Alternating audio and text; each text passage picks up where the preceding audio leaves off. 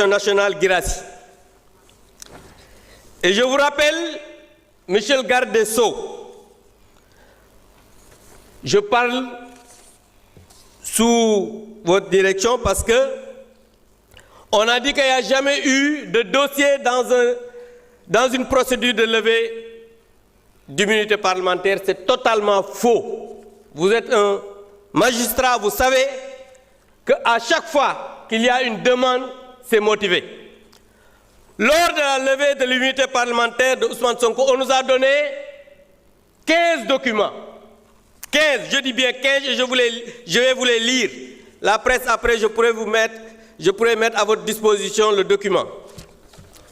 On nous a donné le procès-verbal de synthèse, le procès-verbal d'audition de Mme Adji Sarr, le procès-verbal d'audition de Mme Aïssata Ba, le procès-verbal d'audition de M. Ibrahima Koulibaly, le procès-verbal d'audition de M. Sidi Mohamed Maï, le procès-verbal d'audition de Mme Ndeye Khady Ndiaye, Boussouid Boté, le procès-verbal de mise en présence de Adji Sarr et Aïssata Ba mooy deuxième masseuse bi, le procès-verbal de mise en présence de Adji Sarr et Ndeye Khady Ndiaye, copie de la plainte de Mme Adji Sarr, copie de réquisition de la personne qualifiée, maanaam examen Adji Sarr bi ñu defoon hôpital, copie de l'agrément de Mme Ndeye Khady Ndiaye bu Sweet Beauté, copie du rapport médical suite à la consultation de Adji Sarr mooy bi ñu ko consulté hôpital, copie de l'attestation médicale concernant la fille de Ndeye Khady Ndiaye ndax prématuré la woon copie baa ngi ci biir, copie de l'accusé de réception de la convocation de Ousmane Sonko,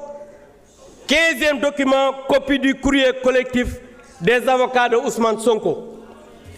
Donc lii mooy li nga xam ne moo nekkoon ci dossier ba. Beneen bi mooy ñii ñu ñëw ñuy def levée d'immunité parlementaire sans document.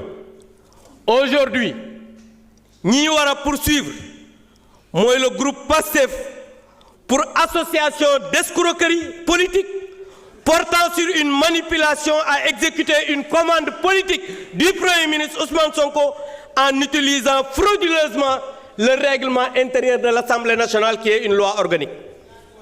Monsieur le ministre, Ousmane Sonko moo wax ne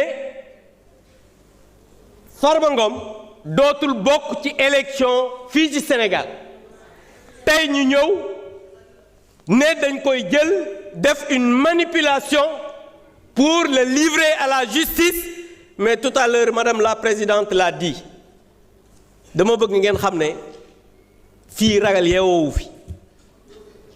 Monsieur le ministre, moi je vous ai connu magistrat digne, libre. Ousmane Sonko moo wax ne vous n'êtes pas un homme libre parce que yow autorité politique nga su la waxee jàppal diw da nga koy jàpp. Loolu moom moo ko wax. Moom moo wax ne su la waxee ne jàppal diw vous êtes obligé d'appeler le procureur mu poursuivre cette personne. C'est lui qui l'a dit alors que bi ngay liggéey nekk magistrat di prêter serment mi ngi jàng. Loolu nag je pense que Sénégalais yi en jugeront. En tout cas, ce qui est en train d'être fait, c'est une escroquerie politique, et pour l'affaissement de l'Assemblée nationale, nous ne pouvons pas participer à ça, et je demande à mes collègues de se retirer pour ne pas participer à cette mascarade. Je vous remercie. Djeredjef, non, vous n'avez pas la parole. Vous n'avez pas la parole. Vous n'avez pas la parole. Vous n'avez pas la parole.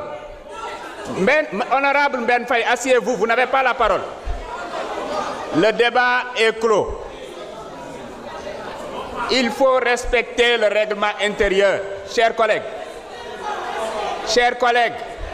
honorable One, chers collègues, nous avons toujours tenu à respecter le règlement intérieur. Continuons à respecter le règlement intérieur.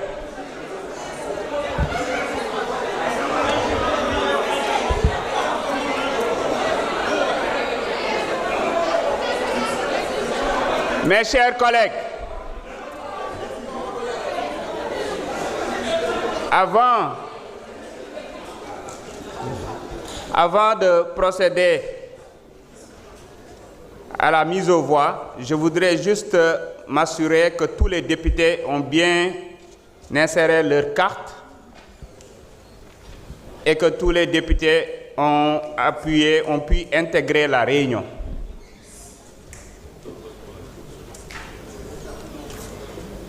S'il y en a qui n'ont pas encore reçu leur carte ou qui ont des soucis, pour intégrer la réunion, ils peuvent se signaler et les huissiers vont passer les assister.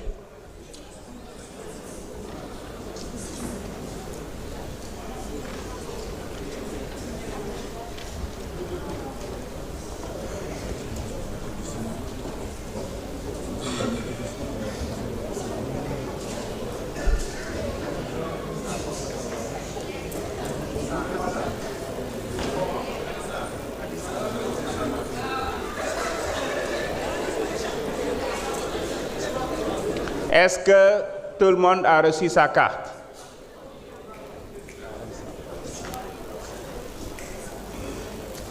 Honorable Khadissa. Oui.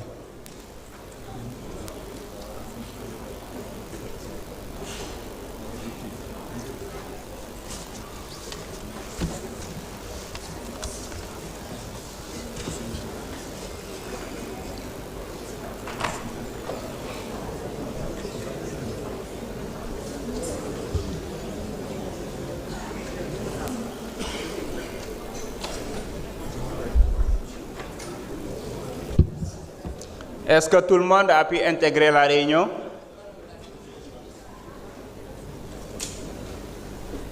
Mes chers collègues, le vote commence.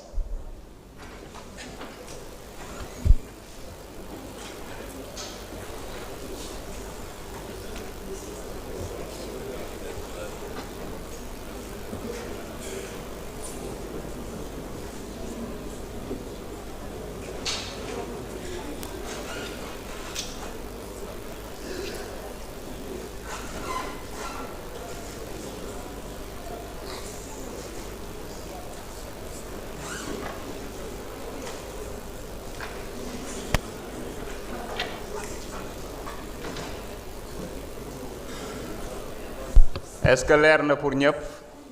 Vote bi tàmbali na. Ñi nga xam ne dañu bëgg a voter pour lever immunité parlementaire bi, ñi bëgg a voter contre ak ñi ci bëgg a maandu. Je pense que devant écran yi di ngeen gis ñetti option yi. Am na suñu ay naataango yoo xam ne dañoo délégué seen vote ñu toll ci 10 fukki député yoo xam ne dañoo délégué seen vote. Dinañ ci tenir compte.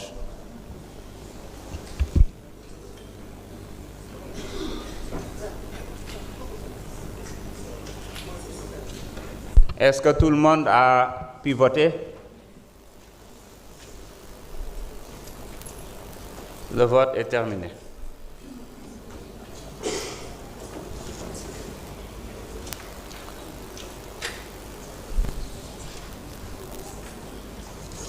Mes chers collègues, sur 165, nous avons 136 participants, dont 10 participants.